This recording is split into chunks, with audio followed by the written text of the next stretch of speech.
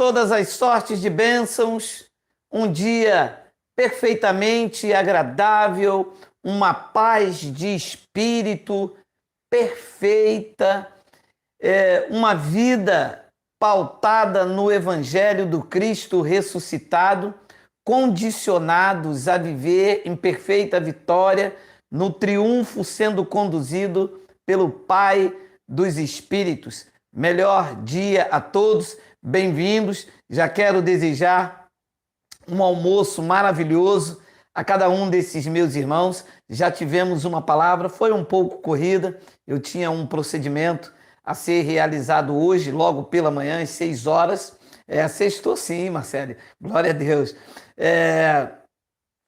Nós falamos brevemente, 10 minutos, eu não poderia deixar de dar pelo menos um alô aos irmãos que já de manhã cedo estão aliançados conosco nesta mesma visão, mas agora estou de volta às 11h40, não fui trabalhar hoje, estou em casa e logo mais ao vivo estaremos de volta.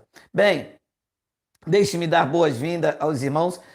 Já estivemos uma palavra corrida pela manhã, vamos agora numa reflexão, logo agora, 11h40. Deixa eu dizer uma coisa de várias pessoas que estão entrando em contato antes de entrarmos no nosso tempo. Existe uma doutrina chamada universalismo, que acredita que todas as pessoas estão salvas e que todas as pessoas estão fazendo a vontade de Deus, uma vez que todas as pessoas estão salvas. E os irmãos vieram me perguntar, como fica então, se essa doutrina é a doutrina correta, como fica então o caso daquele homem lá em Goiânia, eu acho que é Lázaro o nome dele. Então, é Deus que está conduzindo este homem, guiando este homem para cometer essa tragédia, uma vez que a doutrina do universalismo acredita que Deus é que vai conduzindo o homem, todos os homens estão fazendo a vontade de Deus, que a natureza humana faz a vontade de Deus. Como fica esse caso? Devemos acreditar que é Deus que está fazendo com que aquele homem faça aquela atrocidade? Podemos pregar isto? Como dizer ao pai que está sendo ameaçado de morte? Como dizer às famílias que ele matou que tudo aquilo que ele fez foi Deus que mandou ele fazer? Complicado, né, meu irmão? Eu já venho combatendo esse tipo de pensamento, essa ideologia há mais de 4 anos. Isto não é novo, isso não é agora. Como dizer a um caso que aconteceu, se eu não me engano, no interior do Rio de Janeiro, em que o homem matou as enteadas ou a filha marretada e estrupou a própria mãe. Então, como que posso dizer se o Evangelho diz que Deus é o autor de toda boa dádiva? Como contrariar o que Paulo pregou, se quando Paulo diz em Romanos que a vontade de Deus ela é boa, é perfeita e é agradável? Como contrariar o que disse o apóstolo João, dizendo que Deus é amor, que Deus é luz e que nele não habita trevas alguma?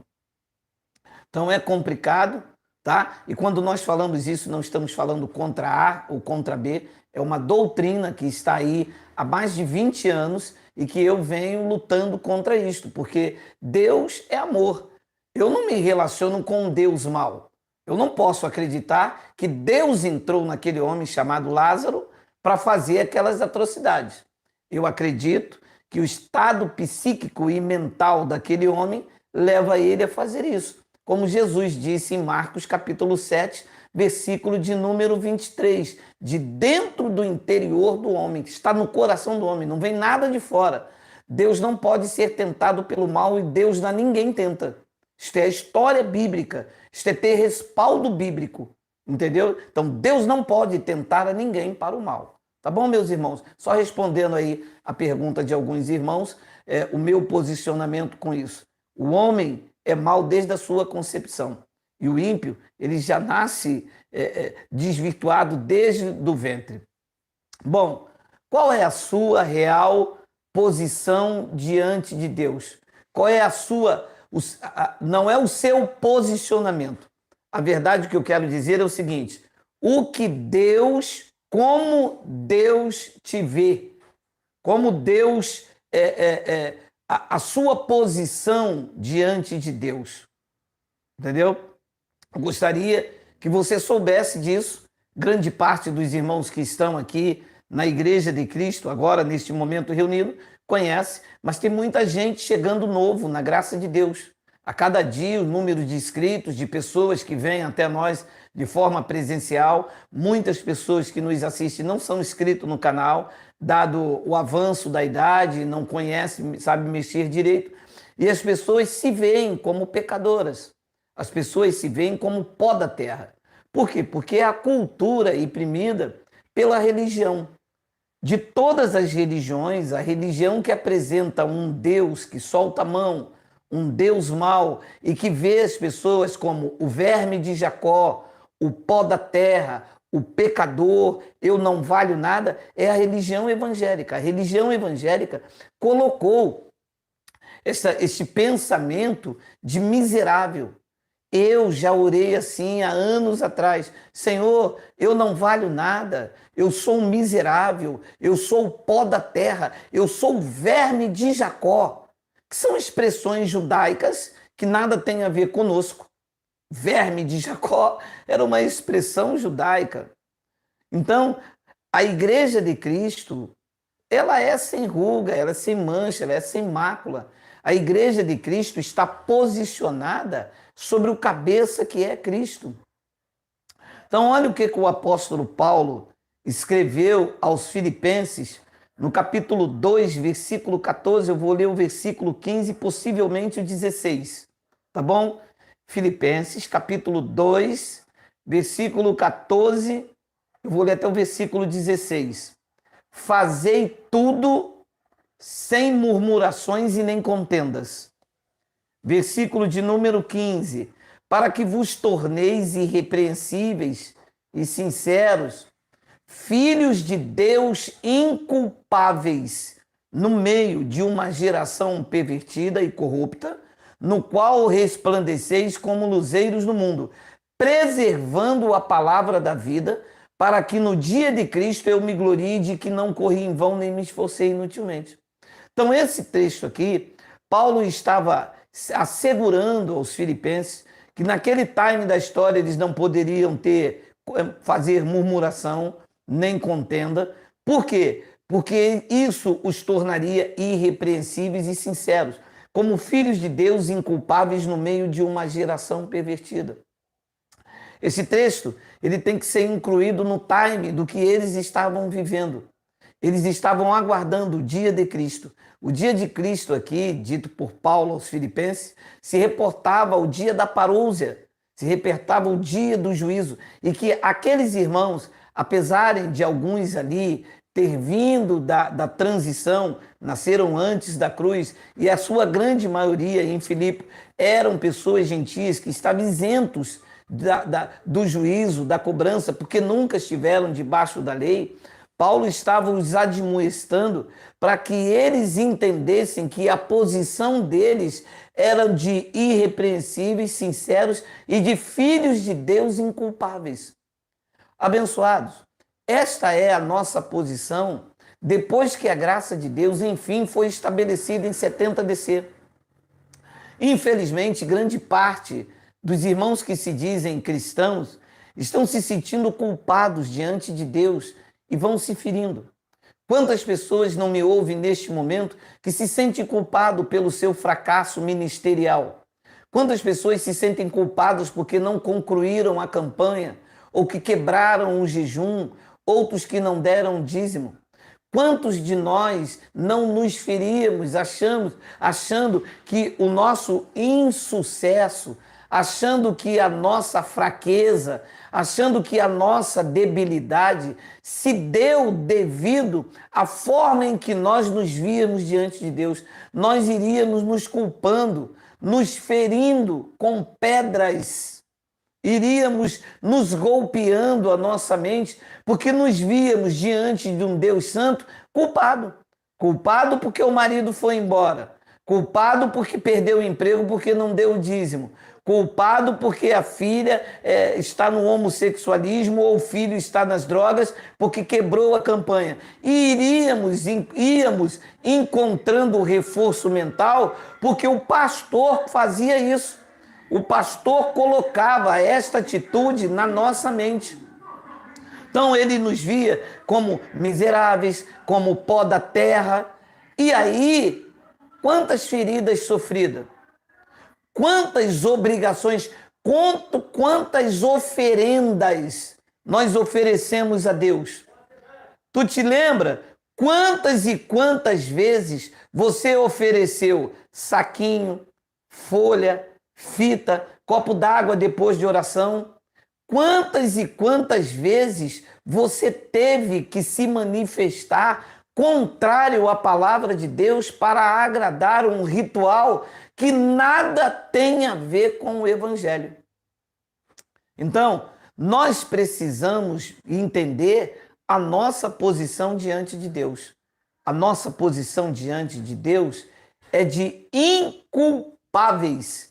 Nós somos inculpáveis. Só um minuto, por favor. A nossa condição diante de Deus é de inculpáveis. Só um minuto. Nós não temos culpas diante de Deus. Nós estamos livres de toda e qualquer condenação.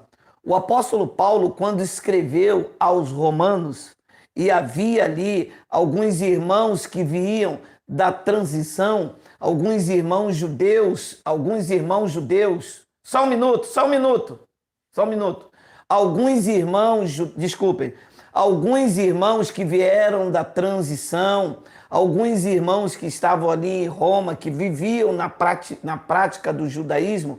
Paulo escreve aos Romanos, no capítulo de número 6, no versículo de número 9, Paulo deixa claro a posição deles convertidos agora sobre o domínio de Cristo, sabedores de que, havendo Cristo ressuscitado dentre os mortos, já não morre, a morte já não tem domínio sobre ele. Versículo de número 10, pois quanto a ter morrido, de uma vez para sempre morreu para o pecado, mas quanto a viver, vive para Deus. Assim também, Romanos capítulo 6, versículo de número 11, assim também vós considerai-vos mortos para o pecado, mas vivos para Deus. Esta é a condição.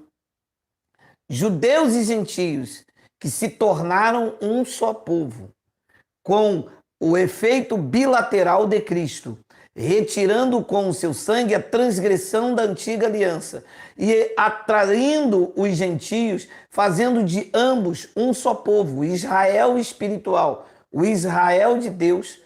Todos, judeus e gentios, apesar dos gentios nunca terem vivido debaixo do pecado que era a transgressão da lei, diante de Deus, Deus não vê mais judeus e gentios em nível espiritual debaixo de transgressão. Ora, se Deus não te vê em transgressão, Deus não te vê em pecado, que é a transgressão da lei, significa que a tua condição espiritual, a tua posição diante de Deus é de inculpáveis, filhos de Deus sincero e inculpáveis. E é assim que você tem que se ver, inculpável. Você, diante de Deus, diante de Iau, diante do Eterno, está aperfeiçoado. Você está justo. Você é alguém. Você é uma criatura perfeita, aperfeiçoada nele, que é o cabeça. Então não se veja como um miserável. Não se veja como um pó da terra. Veja-se abençoado com todas as sortes de bênçãos, herdeiro. Veja como alguém predestinados para viver nesta geração.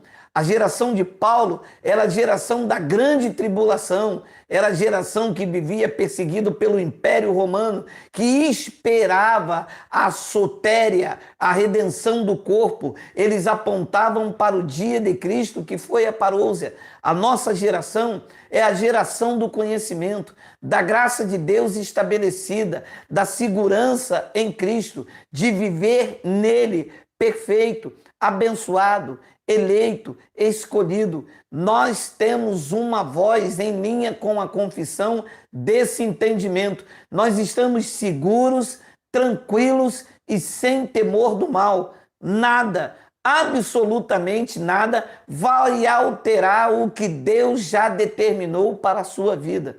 Você viverá todos os seus dias, querem as circunstâncias, querendo ou não. Nada pode frustrar os planos de Deus. Os teus poderão ser frustrados se você não o projeta com sabedoria. Mas se você projeta com sabedoria, os teus planos podem e deverão dar certo. Mas se você ainda assim vive sobre o Espírito de Deus, determinado a viver 100 anos, a tua carne jamais vai violar o que Deus determinou para a sua vida. A sua condição hoje, dia 18 de junho de 2021, e até tombar, a sua posição é de abençoado, de eleito, de filho de Deus sincero, inculpáveis no meio desta geração corrupta que nós vivemos hoje também. Sinta-se abençoado, sinta-se guardado, debaixo da provisão do Pai. Sinta-se você sendo conduzido em triunfo e em perfeita vitória. Sinta-se debaixo da provisão sobrenatural do Deus vivo sobre a sua vida. Eu recebo, eu creio e eu tomo posse do melhor de Deus para a sua vida. Assim é, melhor dia, logo mais estamos de volta. Usufrua desta vida maravilhosa em Cristo Jesus. Um grande e caloroso abraço do teu irmão em Cristo, Geraldo Moraes. Assim é, melhor dia, graça e paz.